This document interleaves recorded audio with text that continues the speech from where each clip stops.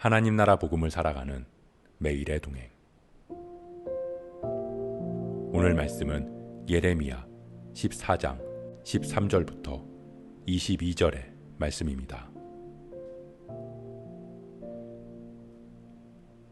이에 내가 말하되 슬프도소이다 주 여호와여 보시옵소서. 선지자들이 그들에게 이르기를 너희가 칼을 보지 아니하겠고 기근은 너희에게 이르지 아니할 것이라. 내가 이곳에서 너희에게 확실한 평강을 주리라 하나이다. 여호와께서 내게 이르시되 선지자들이 내 이름으로 거짓 예언을 하도다. 나는 그들을 보내지 아니하였고 그들에게 명령하거나 이르지 아니하였거늘 그들이 거짓 계시와 점술과 헛된 것과 자기 마음의 거짓으로 너희에게 예언하는도다. 그러므로 내가 보내지 아니하였어도 내 이름으로 예언하여 이르기를 칼과 기근이 이 땅에 이르지 아니하리라 하는 선지자들에 대하여 여호와께서 이와 같이 말씀하셨노라. 그 선지자들은 칼과 기근에 멸망할 것이요 그들의 예언을 받은 백성은 기근과 칼로 말미암아 예루살렘 거리에 던짐을 당할 것인즉 그들을 장사할 자가 없을 것이요 그들의 아내와 아들과 딸이 그렇게 되리니 이는 내가 그들의 악을 그 위에 부음이니라. 너는 이 말로 그들에게 이르라. 내 눈이 밤낮으로 그치지 아니하고 눈물을 흘리리니 이는 처녀딸 내 백성이 큰 파멸 중한 상처로 말미암아 망함이라. 내가 들에 나간즉 칼에 죽은 자요 내가 성읍에 들어간즉 기근으로 병든 자며 선지자나 제사장이나 알지 못하는 땅으로 두루 다니도다. 주께서 유다를 온전히 버리시나이까? 주의 심령이 시온을 싫어하시나이까? 어찌하여 우리를 치시고 치료하지 아니하시나이까? 우리가 평강을 바라도 좋은 것이 없고 치료받기를 기다리나 두려움만 보나이다. 여호와여 우리의 악과 우리 조상의 죄악을 인정하나이다. 우리가 주께 범죄하였나이다. 주의 이름을 위하여 우리를 미워하지 마옵소서. 주의 영광의 보좌를 욕되게 마옵소서. 주께서 우리와 세우신 언약을 기억하시고 패하지 마옵소서. 이방인의 우상 가운데 능히 비를 내리게 할 자가 있나이까? 하늘이 능히 소나기를 내릴 수 있으리이까? 우리 하나님 여호와여 그리하는 자는 주가 아니시나이까? 그러므로 우리가 주를 앙망하옵는 것은 주께서 이 모든 것을 만드셨음이니이다 아니라.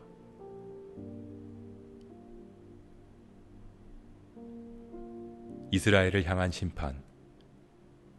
내가 그들이 부르짖음을 듣지 않고 제사를 받지 않을 뿐 아니라 칼과 기근과 전염병으로 그들을 멸하리라는 하나님의 말씀에 예레미야는 탄원합니다.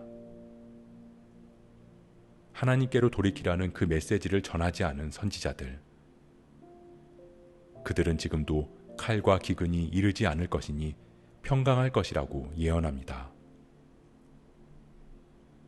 이스라엘이 하나님을 떠나고 돌이키지 못하는 건 그런 잘못된 예언을 전하는 선지자들 때문이 아니냐고 항변합니다.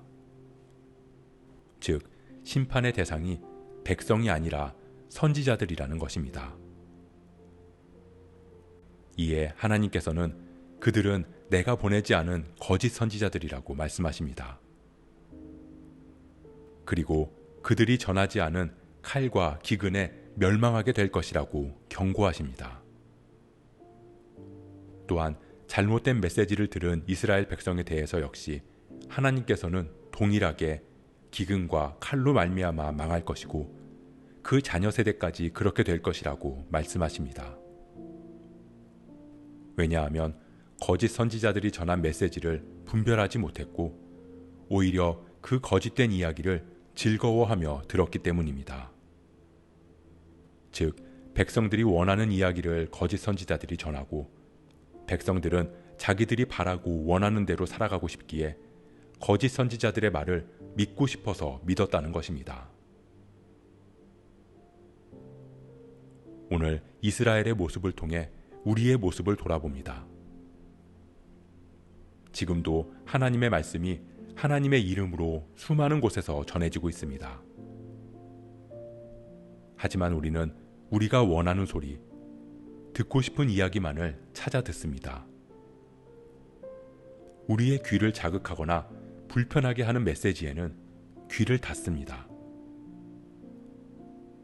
은혜와 사랑과 평화의 하나님, 나의 문제를 해결해 주시고 나를 치료해 주시고 나에게 복을 주시는 하나님, 그분만이 하나님이라고 믿고 싶어 합니다. 물론 우리의 문제를 해결해 주시고 치료하고 복 주시는 하나님이시지만 그 안에서 공의의 하나님, 십자가의 길, 제자로서의 삶을 외면한다면 어쩌면 우리는 하나님께서 우리에게 말씀하시는 참 뜻을 놓치고 있는 것일 수 있습니다. 그때 우리는 잘못된 메시지로 인해 잘못된 길을 걸어갔다는 말을 더 이상 할 수 없을 것입니다. 그것은 잘못된 메시지만 들렸기 때문이 아니라 잘못된 메시지만 내가 찾았기 때문입니다. 사랑하는 성도 여러분, 하나님께서 우리에게 말씀을 주신 이유는 그 말씀 안에서 하나님의 뜻을 분별하고 깨달아서 그 뜻대로 살아가게 하기 위해서입니다.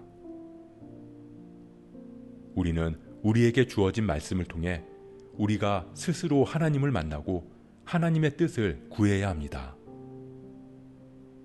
그렇게 하나님의 뜻대로 살아갈 때 우리는 거짓 예언, 잘못된 메시지에 흔들리지 않을 수 있을 것입니다. 예레미야는 그런 이스라엘을 향해 또다시 중보자의 자리로 나아가서 기도합니다. 여호와여, 우리의 악과 우리 조상의 죄악을 인정하나이다. 우리가 주께 범죄하였나이다. 예레미야는 이스라엘의 죄악을 우리의 죄, 나의 죄로 끌어안았습니다. 그리고 우리가 죄를 범하였음을 고백하고 하나님의 자비를 구합니다. 우리가 하나님의 뜻을 온전히 분별하고 깨닫게 될 때 우리는 누군가를 위한 중보의 기도를 할 수 있습니다. 하나님의 마음을 알기에 형제와 이웃의 영혼을 하나님의 눈으로 바라볼 수 있게 되고 그렇기에 그들의 죄악을 나의 죄악으로 끌어안고 그를 대신해서 눈물로 회개할 수 있기 때문입니다. 우리가 하나님의 뜻을 온전히 분별할 수 있기를 소원합니다. 내가 원하고 바라는 대로 예배하고 기도하고 내가 듣기를 원하는 메시지에 귀를 기울이는 것이 아니라 나와 우리를 향한 하나님의 뜻이 무엇인지를 구하고 깨달을 수 있는, 그렇게 중보자의 마음을 품을 수 있는 저와 여러분 되시길 주님의 이름으로 축복합니다.